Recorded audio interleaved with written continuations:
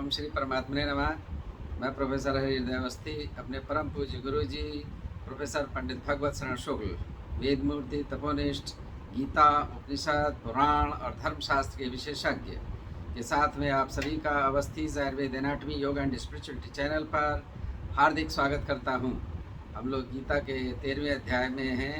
क्षेत्र क्षेत्रज्ञ की चर्चा चल रही है और गुरु जी 21वें और 22वें श्लोक पर हम लोग को प्रवचन करेंगे। तो हम लोग चलते हैं गुरु जी की ओर। त्वमेव माता च पिता त्वमेव बंधुश्च सखा त्वमेव विद्या द्रविणं त्वमेव सर्वं मम देवदेव। कृष्णाय वासुदेवाय हरये परमात्मने प्रणतक्लेशनाशाय गोविंदाय नमो नमः। इस चैनल से संबद्ध सभी विद्वद्गण, सभी जिज्ञासु छात्रवृंद, सहृदय सज्जनगण एवं इस चैनल के संस्थापक एवं प्रबंधक आचार्य हरिहृदय अवस्थी जी, गीता ज्ञान यज्ञ के इस अवसर पर हम लोग 13वें अध्याय पर चर्चा कर रहे हैं। अभी हम लोगों ने इस पर विचार किया कि कार्य और करण के कर्तृत्व में हेतु कौन है और जो सुख और दुख का भोग होता है उसमें कौन हेतु होता है, इस पर विचार किया गया, जिसमें कार्यकरण के कर्तृत्व में प्रकृति के हेतु माना गया और सुख और दुख के भोग के विषय में पुरुष के हेतु माना गया। अब प्रश्न ये होता है कि जब पुरुष पुष्कर पलाशवन निर्लेप है, अर्थात जैसे कमल का पत्ता वो जल में रहता हुआ भी जल का उसमें प्रभाव नहीं होता है, उसी तरह से पुरुष है वो प्रकृति से संबंधी किसी भी गुण इत्यादि का उसमें कोई प्रभाव नहीं होता है। तो फिर वो कैसे सुख और दुख के भोग में हेतु माना जाता है, ये प्रश्न उठता है, जिसका समाधान भगवान करते हैं। पुरुषः प्रकृतिस्थो हि भुंक्ते प्रकृतिजान गुणान् कारणम गुण संगोस्य सद सद्योनि जन्मसु। पुरुष जब वो स्वतंत्र है, प्रकृति से उसका किसी भी प्रकार का संबंध नहीं है, तभी वो पुष्कर पलाशवन निर्लेप विशुद्ध स्वरूप में रहता है। किंतु जब प्रकृति से उसका संबंध हो जाता है, प्रकृति से संबंध होने पर प्रकृति से संबद्ध जितने भी गुण हैं सब गुण उसमें उपस्थित हो जाते हैं। इसलिए भगवान ने कहा प्रकृतिस्थः पुरुषः प्रकृतिजान गुणान् भुंक्ते। प्रकृति में स्थित जो पुरुष है, पुरुष से तात्पर्य यहाँ जीव से है, वो प्रकृति से उत्पन्न होने वाले जितने गुण हैं उन सभी गुणों का भोग करता है। अर्थात प्रकृति से संबंध होने पर जैसे त्रिगुणात्मिका प्रकृति है, सत्व गुण रूपा और राजस गुण रूपा, तामस गुण रूपा है, यानी रजः तम सत, ये तीनों गुण प्रकृति में रहते हैं, इसलिए त्रिगुणात्मिका प्रकृति कहा जाता है। तो प्रकृति से संबद्ध होने पर पुरुष में भी वो तीनों गुण उपस्थित हो जाते हैं। अब वो जो गुणों का आश्रयता पुरुष में बन जाती है प्रकृति से संबद्ध होने के कारण, तो राजस गुण के प्रभाव से, तामस गुण के स्वभाव से वो अनेक प्रकार के ऐसे कर्म को भी करता है जिनकी गणना हम लोग पाप से करते हैं, और सत्व गुण के प्रभाव से वह जो है वो पुण्य संबंधी गुणों कार्यों को करता है। तो जब वो सत्व गुण के प्रभाव से विशुद्ध सात्विक कर्म को करता है तो उसे पुण्य प्राप्त होता है, और राजस गुण और तामस गुण के प्रभाव से जब वह जो अकार्य हैं, जिनको हम अकार्य कहते हैं, अर्थात जो दूषित कर्म है उनका वो जब आचरण करता है तो उसको पाप उसको प्राप्त होता है। तो सद्गुण के प्रभाव से देव योनि, मनुष्य योनि में उसका जन्म होता है। मनुष्य योनि में भी पुण्यात्माओं के घर में उसका जन्म होता है। किंतु जो पाप कर्म है उसके कारण अगर मनुष्य योनि में जन्म भी होता है उसका, तो वो दुष्ट प्रकृति के मनुष्यों के घर में उसका जन्म होता है। इसलिए उसको जन्म से ही वो दुष्ट स्वभाव उसको प्राप्त हो जाते हैं, जिसके कारण से पुनः उसको अन्य जो है वो कीट पतंग आदि के योनि में उसको जन्म का धारण करना पड़ता है। तो वस्तुतः पुरुष भले ही निर्लेप हो, किंतु प्रकृति से संबंध होने पर उसकी गति, सद्गति या दुर्गति उसकी प्राप्त होती है। प्रकृति के जैसे हमने बताया कि मुख्य गुण उसके कौन है, सत्वगुण, रजोगुण और तमोगुण। इनके कार्य क्या है? वो पंच तन्मात्राएं हैं, शब्द, स्पर्श, रूप, रसगंध, और जितने पदार्थ हैं उनमें ये सभी का प्रभाव पड़ता है। कर्णेंद्रिय जो है वो शब्द को सुनना चाहती है, अच्छे शब्द को भी सुनना चाहती है। स्पर्श इंद्रिय अर्थात त्वगिंद्रिय जो है स्पर्श को ग्रहण करती है। इसी प्रकार चक्षुरेंद्रिय रूप को ग्रहण करती है, और रसनेन्द्रिय जिसको जिह्वा कहते हैं वो रस का ग्रहण करती है। और कर्ण जो है घ्राणेन्द्रिय अर्थात नासिका में जो घ्राणेन्द्रिय है, जो गंध ग्राहक सामर्थ्य जिसमें रहता है, वो गंध रूप विषय को ग्रहण करती है। और इनके द्वारा ही अनेक प्रकार के कार्य और अकार्य उसके द्वारा होते हैं। इसलिए ये प्रकृति से बने हुए जो स्थूल है, सूक्ष्म कारण है, इन तीनों में से शरीरों में किसी के भी शरीर में जब तक संबंध रहता है तब तक वो प्रकृति में स्थित वह पुरुष कहलाता है, जीव कहलाता है। और आत्मा प्रकृति के संबंध से जब उपस्थित होता है तो प्रकृति जन्य जितने भी गुण हैं उनका वो भोक्ता बनता है। और प्रकृति से संबंध छूट जाने पर ही उसका भोक्तापन का स्वरूप नष्ट होता है, और तभी पुरुष जो है वो असंग की स्थिति में होता है। जो यहाँ पर कहा कि सद असद योनियों को प्राप्त करता, उसका तात्पर्य यही है कि जहाँ जैसे उसके कर्म होंगे उसी के अनुसार उसको योनियाँ प्राप्त होंगी। अगर सत्कर्म है तो देव योनि, मनुष्य योनि, और जो है अगर वो उसके कर्म जो है वो पाप उत्पादक कर्म है तो पशु योनि में, पक्षी योनि में, वृक्षलतादि योनियों में, असत योनियों में वो प्राप्त होता है। तो ये सांसारिक गुणों का प्रभाव उसका होता है। कारण यह है कि प्रश्न ये होता है कि ये बताएं कि उस व्यक्ति का सत्व गुण के आधार पर सत्कर्म में प्रवृत्ति क्यों होती है, असत गुण असत के प्रभाव से उसके असत कर्म में प्रवृत्ति क्यों होती है, रजोगुण के प्रभाव से, तमोगुण के प्रभाव से। उसका मुख्य कार्य यह है कि जैसे गुणों का प्रभाव होगा वैसे उसकी वासना बनेगी। जैसे हम ही सब हैं, अगर सत्व गुण का आधिक्य रहेगा तो अच्छे कर्मों में हमारा मन लगेगा, बुरे कर्मों से हमें घृणा होती है। उसे शास्त्र के अनुसार कर्म करने में हमें अच्छा लगता है। किंतु अगर रजोगुण हो गया तो स्वार्थपरता बनती है, और तमोगुण हो गया तो हमेशा गलत कार्य में ही प्रवृत्ति है, तो वासना वैसे बनती है। तो वासना के बनने का मुख्य हेतु क्या है? वे रजस जो है सत्व, रजस और तमस, इन गुणों का ही मुख्य प्रभाव बनता है। तो उसी कारण से वैसे कर्म बनते हैं, और उन्हीं कर्मों के आधार पर फिर हमें जो है स्थिति हमारी बनती है कि हम कहाँ रहेंगे, कहाँ नहीं रहेंगे, कैसी स्थिति बनेगी। और यही त्रिगुणात्मक स्वरूप हमें विभिन्न योनियों में जन्म लेने के लिए बाध्य करता है, वैसे हमारी स्थिति बनती है। इसलिए हम स्वर्गादि लोक को भी प्राप्त करते हैं, मनुष्य लोक को भी प्राप्त करते हैं, अनेक नरकों में हमारा प्रवेश होता है, अनेक जो कुत्सित योनियां हैं जिनमें निरंतर कष्ट ही सहना पड़ता है, ऐसे योनियों में हमारा जन्म होता है। यही मुख्य कारण है उस जीव का विविध योनियों में जन्म लेने का। अब प्रश्न यह होता है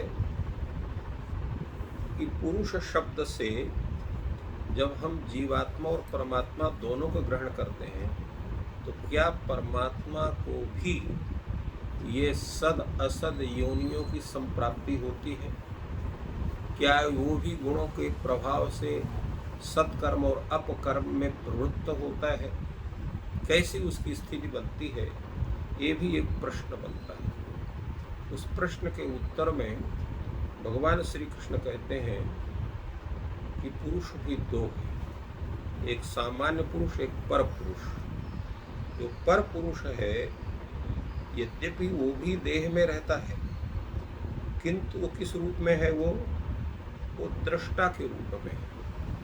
भगवान कहते हैं उपदृष्टानुमंता च भर्ता भोक्ता महेश्वरः परमात्मेति चाप्युक्तो देहेस्मिन् पुरुषः परः।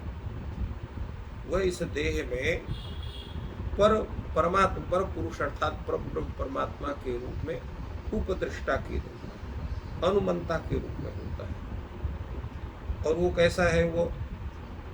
वो सबका धारण पोषण करने वाला है। उसी परमात्मा से वो जीव जो है वो भी संचालित होता है। जीव भी स्वतंत्र नहीं है, स्वतंत्र परमात्मा केवल है। तो परमात्मा ही उसको तत्त जो है प्रकृति क्या है? प्रकृति भी वो भगवान की माया ही है, जिससे वह व्यक्ति अर्थात पुरुष जो है उस प्रकृति से माया के कारण संबद्ध होता है।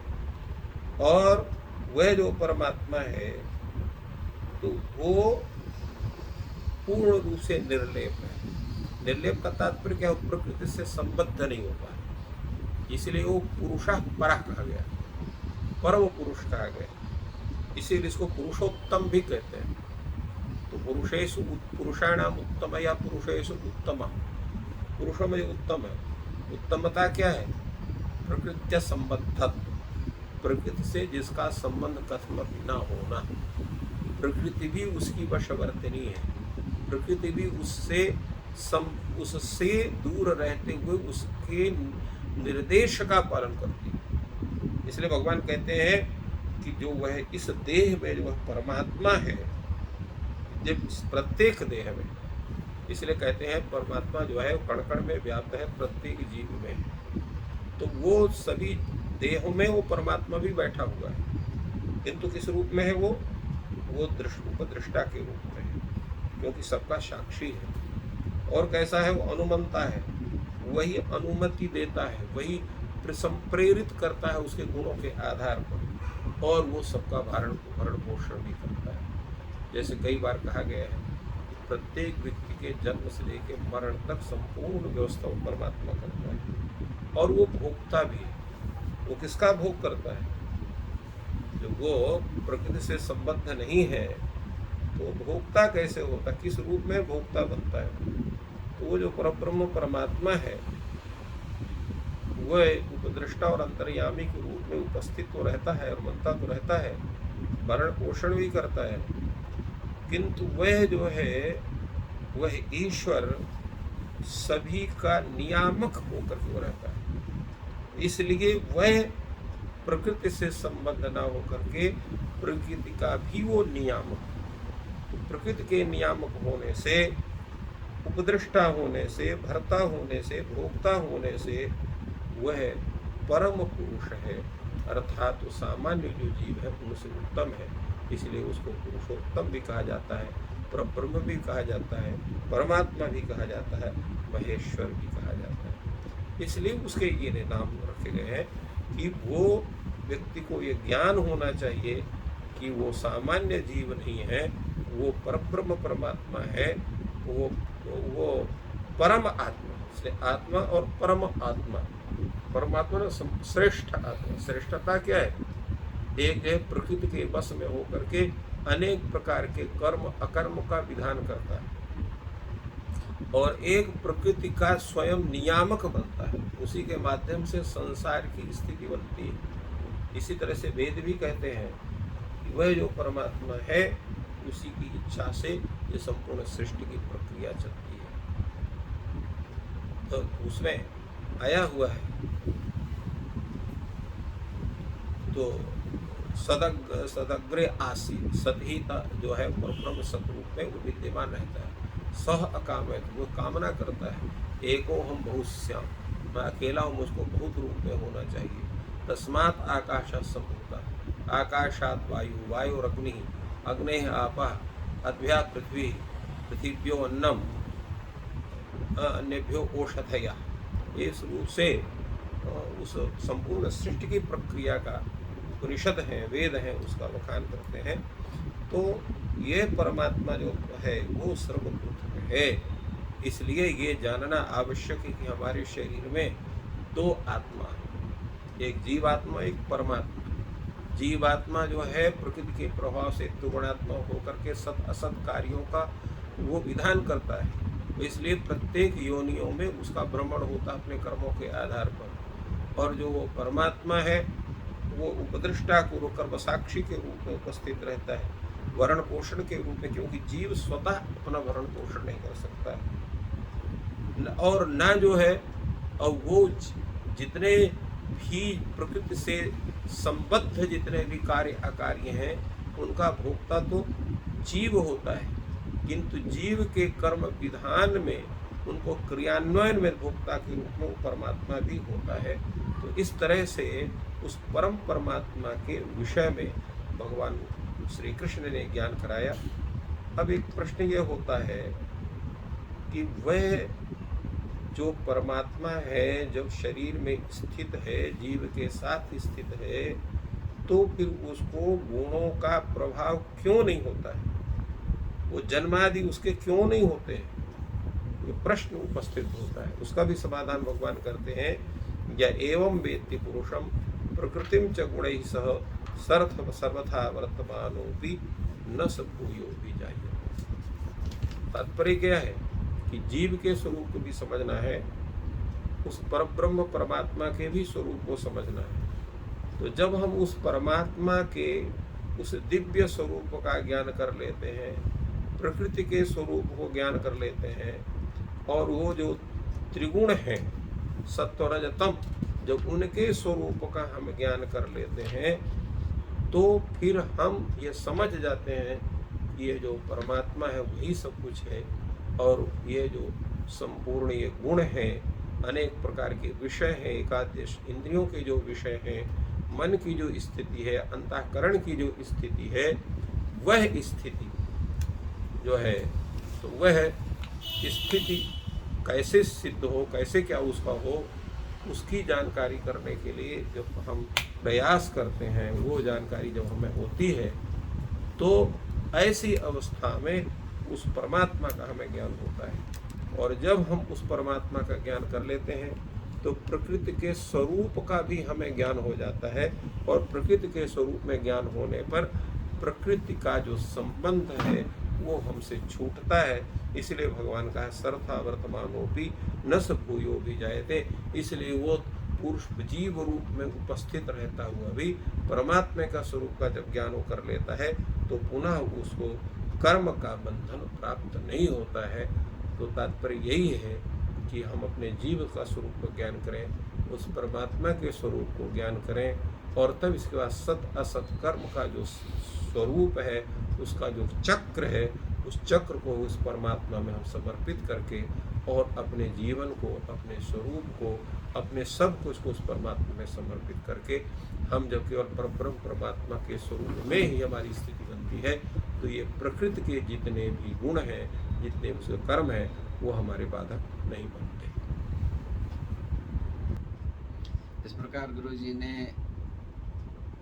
गीता के 13वें इस अध्याय में 21, 22 और 23वें श्लोक की व्याख्या की, जिसमें क्षेत्र के भी दो प्रकार का, जीव और परमात्मा, आत्मा और परमात्मा को ठीक से विशद रूप से समझाया। और ईश्वर आपकी सहायता करे और आपके सभी कर्मों में फल अच्छे प्रदान करें, आपके सभी कार्य सिद्ध हों।